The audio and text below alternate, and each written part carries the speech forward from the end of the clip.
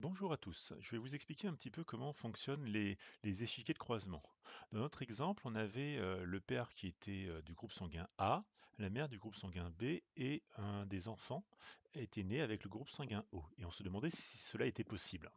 Alors, si un des enfants est de groupe sanguin O, alors je vous rappelle, il y a trois allèles pour les groupes sanguins, l'allèle A et B qui sont les allèles dominants, l'allèle O qui est dominé récessif. Donc si un enfant est né avec un groupe sanguin allèle O, c'est qu'il possède forcément deux allèles O puisqu'ils sont récessifs. Donc cet individu-là est du groupe sanguin O.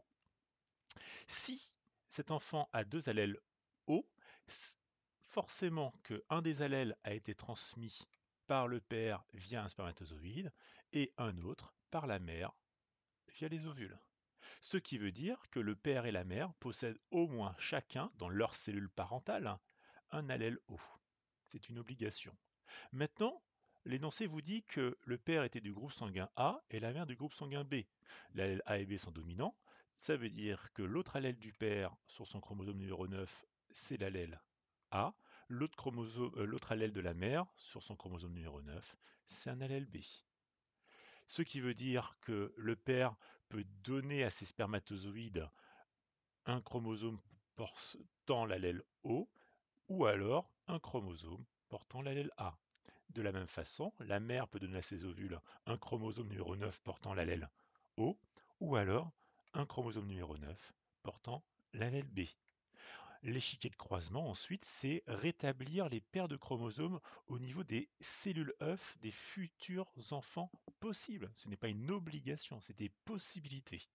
Ici, ce spermatozoïde, avec le chromosome 9 et l'allèle O, va fusionner avec cet ovule chromosome 9 allèle O. Ça donne deux allèles O, l'individu est du groupe sanguin O.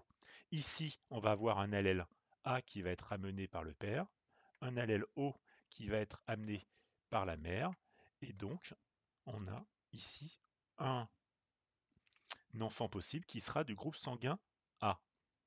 Ici, on va avoir un allèle O apporté par le père, un allèle B apporté par la mère, et l'enfant sera du groupe sanguin B.